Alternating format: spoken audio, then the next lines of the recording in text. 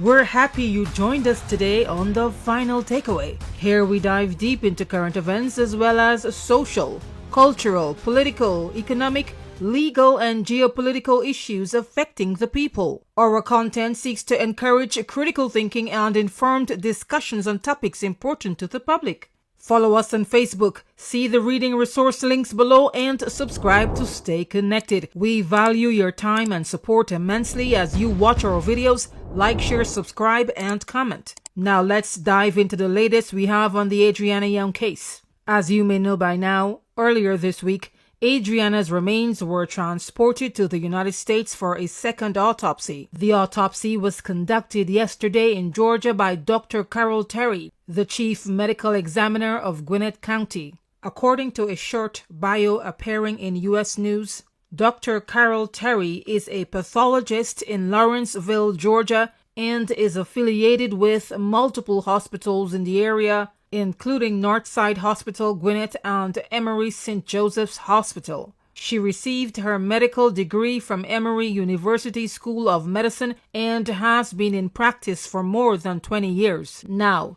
the post-mortem exam follows an initial forensic autopsy, which officially ruled drowning as the cause of death. Today we'll focus on the main highlights of the second autopsy to give you a gist of the findings as reported by the chief medical examiner herself, directly to a Guyanese reporter.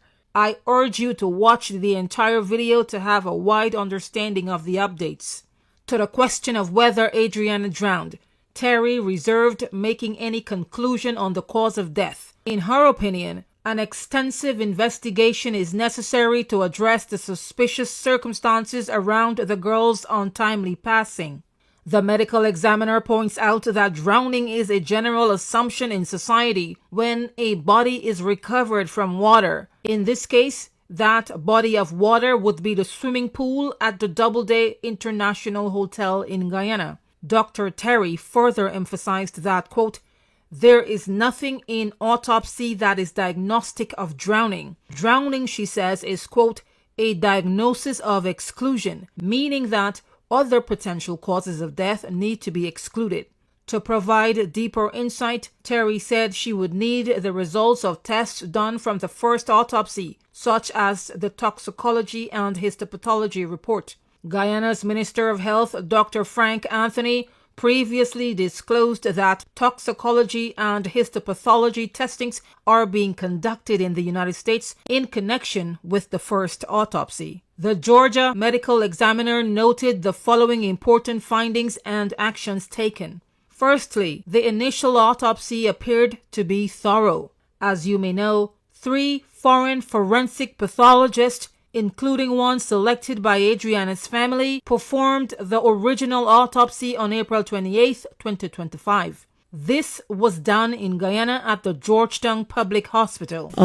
For me, I would be more concerned about the results of the first examination and any testing that occurred in accordance with that first examination, because, as I said, based on my essentially doing quality control checking in the second autopsy, I think the first examination, at least technically from what I could see in association with doing the second autopsy, was done very competently and thoroughly, and I would want to see what the results are. Secondly, Dr. Terry confirms there were no signs or evidence of trauma or assault.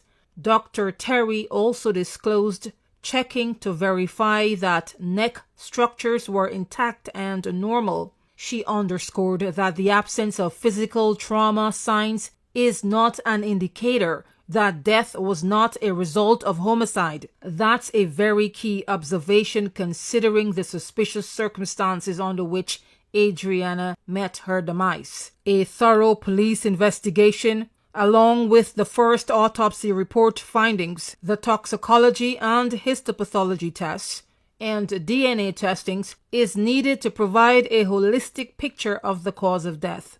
Lastly, Terry collected samples in case there is a need for further testings. Bear in mind, it's been a month since the first autopsy was done. The new autopsy doctor categorically stated the limitations in conducting an autopsy after a previous one was conducted. In other words, The state of the remains will vary in presentation compared to before the first autopsy. In short, the body isn't the same. It has been compromised, which in turn compromises the second autopsy findings. This piece of information is key as it may be more difficult or impossible to determine certain things that may be much easier to ascertain during a first post-mortem exam. We also understand that an embalming procedure has been previously carried out on the remains before the second autopsy. Naturally, this could limit the findings. Let's hear more from Dr. Terry. The examination that I had the opportunity to do is compromised at this point because, again, it's a second autopsy. So we have issues of artifacts that are introduced by the first autopsy. We've got decomposition that has taken place, and we've got embalming that has occurred. So that introduces a lot of artifact to the body, and it compromises the examination somewhat. According to the National Association of Medical Examiners, embalming after an initial autopsy can significantly affect the findings of a second autopsy.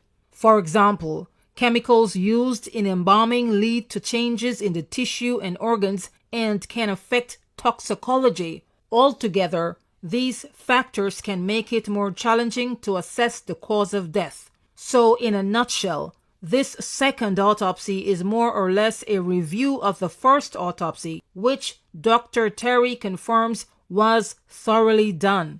Dr. Terry's confirmation gives credibility to the first autopsy. It is also in alignment with the disclosure made by Minister of Health Dr. Frank Anthony when he said that the 3 foreign pathologists who did the first autopsy carried out an extensive and detailed and meticulous procedure. Keep in mind that the first autopsy report continues to be a highly guarded secret. The last time we checked, not even Adriana's parents received a certified copy. The Guyana Police Force has been issuing statements and making pronouncement on the findings. Keep in mind that the Guyana Police Force is an investigative agency, not a forensic pathology agency. In the meantime, the actual document remains under lock and key. Well guys, that's all we have for now. We'll continue to provide updates as new or substantial information comes to us. We appreciate the time you've taken to visit our channel and get involved in the community discussion. Remember to turn on all YouTube notifications to catch the latest videos and updates on your favorite stories. Thanks for watching. Stay safe.